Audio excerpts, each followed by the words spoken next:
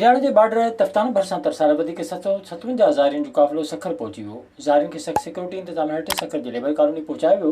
Police rangers जी निगरानी में 15 गाॾियुनि में सवार ज़ाइरीन खे वारे वारे सां लेबर कॉलोनी जी मेन गेट खां रवानो कयो वियो। ज़ाइरीन खे गाॾियुनि मां 6 ॼणा करे लाहे कमरे में मुंतक़िल कयो वियो। नवनि आयल ज़ाइरीन लाइ नवां ब्लॉक ठाहिया विया आहिनि। हर हिकु ब्लॉक में 32 ॼणनि खे अलॻि अलॻि सां रखियो वेंदो। लेबर कॉलोनी में क़ाइमु करंटीना सेंटर ते मजमूई तौर ते 950 खां वधीक माण्हुनि जे रहाइश जो बंदोबस्त कयो आहे। तलहार में कोरोना वायरस खां शहर वासियुनि खे बचाइण लाइ चेयरमैन तलहार पारां मुख़्तलिफ़ हंधनि ते आगाही कैंपूं लॻायूं वियूं, जिते हथ धोई साफ़ रखण बाबति माण्हुनि खे आगाही ॾिनी वई। राति खां हिफ़ाज़ती स्प्रे पिणु करायो वियो। तलहार में कोरोना वायरस खां बचाव लाइ चेयरमैन टाउन कमेटी पारां मुख़्तलिफ़ हंधनि ते कैंपूं क़ाइमु करायूं। शहर में माण्हुनि जे दाख़िल थियण वारे रस्तनि ते परे खां ईंदड़ ॻोठाणनि खे सॾु करे हथ धोआरिया विया ऐं आगाही पिणु ॾिनी वई। तलहार में बड़ चौक ऐं मेन बदीन स्टॉप ते कैंप लॻाई वई। कैंपनि ते डिटोल वॉश ऐं हैंड वॉश समेत साबुण ऐं टिश्यूज़ बि रखिया विया आहिनि। डिगड़ी में कोरोना वायरस जे ख़दशे सबबि हुकूमती ऐलान ते अमल कराइण लाइ असिस्टेंट कमिश्नर निसार अहमद मेमण जी ऑफिस में हिकु गॾिजाणी कोठाई वई, जंहिंमें मुख़्तियारकार अब्दुल्ला मला तसव्वुर लॻारे शहर जे वापारियुनि शिरकत कई। इन मौक़े ते असिस्टेंट कमिश्नर निसार मेमण शहर जे वापारी अॻवाननि खे ख़िताब कंदे चयो त हू ज़ख़ीरा अंदोज़ी खां पासो कंदे मुक़ररह घनि ते खाधे पीते जूं शयूं विकिरो कनि,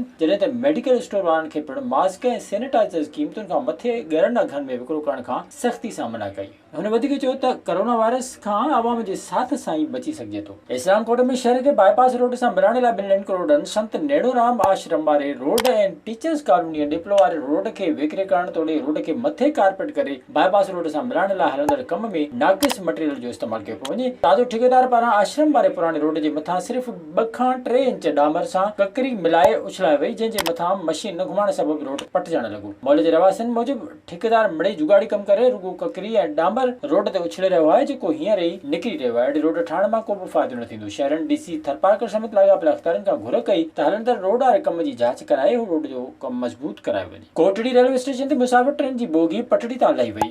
कोटड़ी रेलवे स्टेशन वेझो लाहौर खां कराची वेंदड़ बिज़नेस पार्क मुसाफ़िर ट्रेन जी हिकु बोगी पटड़ी तां लही वई। बोगी जे पटड़ी तां लहण सबबि को बि जानी नुक़सान न थियो। कोटड़ी रेलवे इंतज़ामिया फौरी तौर ते पहुची बोगी खे ट्रेन खां अलॻि कंदे ट्रैक बहाल करे ट्रेन खे रवानो करे छॾियो। विज़िट कयो अवामी आवाज़ मीडिया ग्रुप जी वेबसाइट awamiawaz.pk